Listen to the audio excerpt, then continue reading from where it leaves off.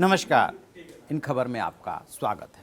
मैं विद्याशंकर तिवारी हूँ। कोरोना का कहर पूरी दुनिया में फैलता जा रहा है। 27 देशों में 350 से ज़्यादा मामले आ चुके हैं सामने। अकेले चाइना में जो है 500 से अधिक लोग इससे मर चुके हैं और 25,000 से अधिक प्रभावित है। हांगकांग की स्थिति है कि एक विमानन कंपनी ने अपने 27,000 कर्मचारियों को बिना वेतन के अवकाश पे जाने को कह दिया है और एक जलयान जो से लोग उतरे थे 1800 उनको वहीं पे रोक लिया गया है। स्थिति संभाले नहीं संभल रही है। बेशक चाइना ने अलग अस्पताल बना करके इलाज शुरू कर दिया है, बट हकीकत यह है कि अभी तक न तो चाइना में न तो दुनिया के किसी कोने में इसका एग्जैक्ट इलाज कोई ढूंढ पाया है। इसलिए चारों तरफ अफरा तफरी है। अब बात आती है भारत की। तो भारत ने बेशक जो है एरोप्लेन भेज करके एयरलिफ्ट अपने लगभग 650 लोगों को करा लिया है, लेकिन चूंकि चाइना का पड़ोसी देश है उससे हमारा जो है आयात निर्यात होता है। ख़ास तौर से दवाओं में जिस रसायन का इस्तेमाल होता है उसका ज़्यादातर जो है आयात चाइना से ही होता है। इसलिए आशंका ये व्यक्त की जा रही है कि यदि ये लंबा कहर चला तो आगे चल करके दवाइयों का उत्पादन प्रभावित हो सकता है।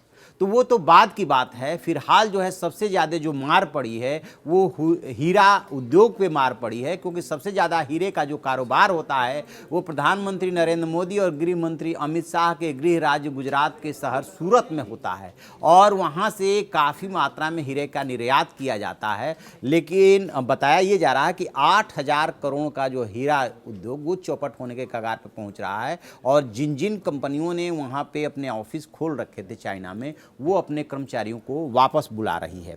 ये बात सबको पता है कि देश का जो हीरा कारोबार है वो 23 अरब डॉलर का है और देश का 80% हीरा जो है हीरा निर्यात सूरत से होता है और दुनिया का हर 15 में से 14वां हीरा भारत में ही तैयार होता है।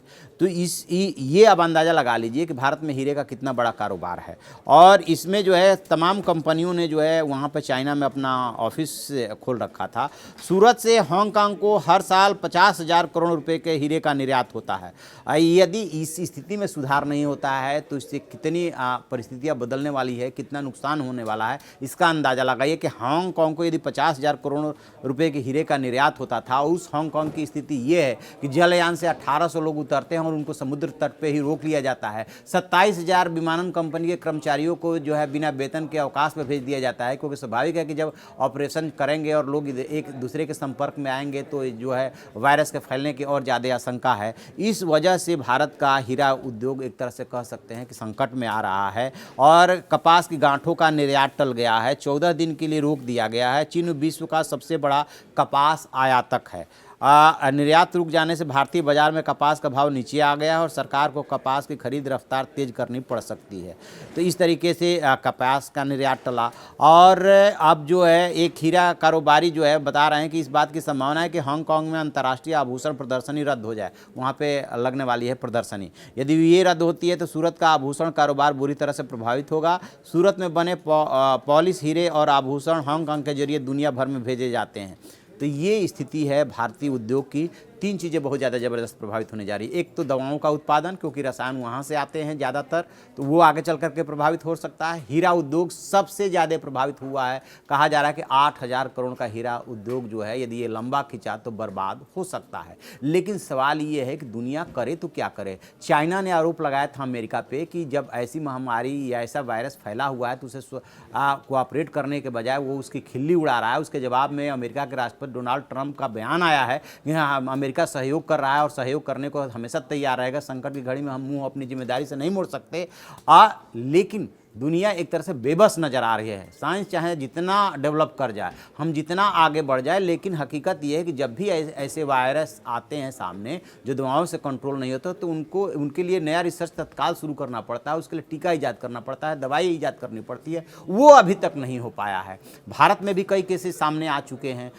उनको आइसोलेशन में रख करके उनको ऑब्जर्वेशन में रखा गया है और जिसको इलाज की ज़रूरत है उसका इलाज किया जा रहा है। चूँकि दुनिया एक ग्लोबल विलेज के रूप में सिमट चुकी है है और इतना ज़्यादा एक दूसरे के ऊपर डिपेंडेंसी बढ़ चुका है, इतना आना जाना है कि यदि कोई सोचे कि हम इससे अलग रह लेंगे, वो मौजूदा दौर में संभव नहीं है। सबसे ज़्यादा पड़ोसी देश जापान जो है प्रभावित हुआ है, वो जापान अलग परेशान है। तो परेशान होकर के क्या करेंगे, मिलजुल करके इस बीमारी से लड़ना होगा, अदरवाइज अर्थतंत्र को, पूरी दुनिया के अर्थव्यवस्था को इससे खतरा पैदा होने वाला है। जितना जल्दी इस पर काबू पाया जा सके उतना ही न सिर्फ चीन बल्कि दुनिया के हित में है।